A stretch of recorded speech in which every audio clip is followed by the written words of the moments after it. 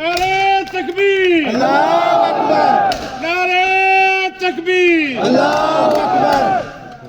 पाकिस्तान जिंदाबाद, पाकिस्तान जिंदाबाद। पाकिस्तान का मतलब क्या? ला इलाहा इल्लल्लाह, पाकिस्तान का मतलब क्या? ला इलाहा इल्लल्लाह, पाकिस्तान का मतलब क्या? ला इलाहा इल्लल्लाह।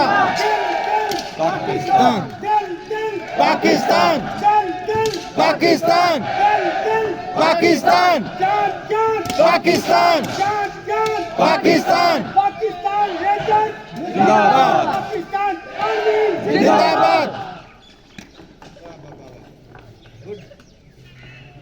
गुड दिल खुश कर दिया आपने।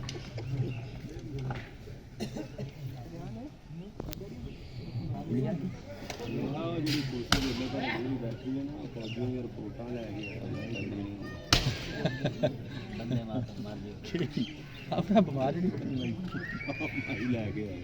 अच्छा अच्छा चले हैं घूम रहे